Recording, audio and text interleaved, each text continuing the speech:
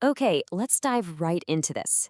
We're going to explore how to completely transform cooking, taking it from just another chore on your to do list into a really powerful, meaningful practice. And this is all based on the philosophy of what's called Kalegra's spiral kitchen.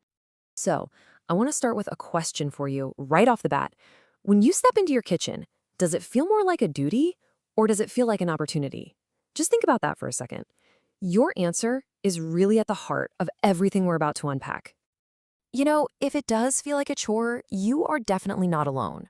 For so many of us, cooking becomes just another box to check off. It's a race against the clock or this totally mindless, stressful task that just adds to the noise of the day. And you end up feeling completely disconnected from the very food that's supposed to be nourishing you. But what if there's another way? This is exactly where the spiral kitchen philosophy comes in. It's a way of looking at food prep not as a task, but as a practice. It's all about connecting with your food through mindfulness, real intention, and some simple, powerful rituals. So, the first big shift is all about intentional nourishment. And this means we're going to fundamentally change the why behind our food choices, moving way beyond just flavor or convenience.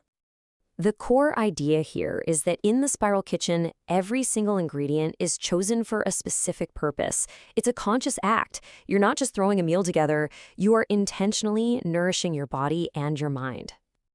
And these two examples, they illustrate the idea perfectly. The golden gut porridge isn't just a bowl of oats. It's designed specifically to provide precursors for short-chain fatty acids to feed your good gut bacteria. And on the flip side, the MCT Ember Bowl is built to deliver MCT oil for quick brain fuel. Two different meals, two very clear, very different intentions. And get this, for the power of smart ingredient pairing. In that golden gut porridge, just adding a pinch of black pepper to the turmeric increases your body's ability to absorb curcumin, that's its active anti-inflammatory compound, by a staggering 2,000%. Now that is intentional nourishment in action. Let's geek out for a second on another cool concept, resistant starch. This is a huge player in the banana bloom bread recipe. Just think of it as a special kind of fiber, a prebiotic that your good gut bacteria absolutely go crazy for. So here's how it works. You eat something with resistant starch, like slightly green bananas. It travels all the way through your system undigested to your large intestine, where your gut bacteria have a feast and ferment it. That whole process creates these amazing things called short-chain fatty acids, which then go on to nourish your colon and reduce inflammation. It's a beautiful, functional cycle. Okay, so we've covered the why. Let's move on to the second pillar, mindful kitchen practices. This is all about transforming the how, the physical act of cooking itself. The main idea here is something the source material calls embodied attention.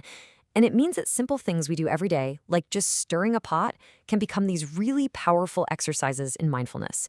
It's about being present, being patient, and being truly engaged with what you're doing. This is my absolute favorite example. The mushroom mirror risotto isn't just about making dinner. The slow, constant stirring that demands your attention. And then you have this ritual prompt. You're asked, what part of you is reflected in this pot? Whoa. Suddenly, stirring isn't just stirring anymore. It's a moment of self-reflection. Are you feeling rushed, patient, creative? The risotto kind of shows you. Another great mindful practice is flavor layering, which we see here in the Daughter of Different Stall. You don't just dump everything in at once. No, you toast the spices first to release their oils. Then you simmer the lentils, then you add that richness with coconut milk, and finally, you brighten it all up at the very end with a squeeze of lemon. Each step is a deliberate act, building this amazing complexity and depth of flavor. And that brings us to the final, and maybe the most unique pillar, the power of simple rituals.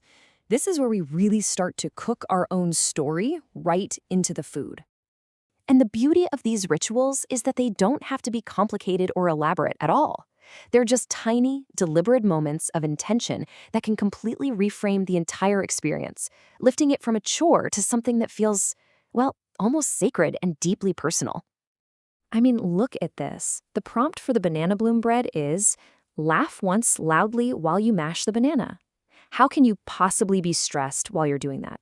You can't. It's playful, it's joyful, and it instantly changes the energy that you're putting into that food. And then on the complete opposite end of the spectrum, you have the ritual for the evening exhale tea. Sip in silence. feel your gut soften. This one is quiet, it's meditative, and it encourages this really deep mind-body connection. It just shows the incredible range that these little rituals can have. So let's bring it all together. Here are the three pillars of the spiral kitchen, laid out simply. You've got intentional nourishment, which is your why. You've got mindful practice, which is your how.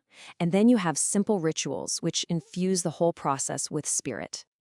This quote from the Roots Spiral Bake recipe is just, it's beautiful. Lay the roots in a spiral. Bake your own story. It's a perfect metaphor for the entire philosophy. You're arranging these simple, earthy ingredients with intention to create something that is uniquely 100% yours. And that's really the key takeaway here. This whole philosophy isn't about becoming a gourmet chef or mastering some complicated techniques. It's about a simple but profound shift in your mindset that anyone can bring into their own kitchen, starting tonight. So, I'll leave you with this question to think about. After everything we've explored, what story do you want your kitchen and the food you create in it to tell?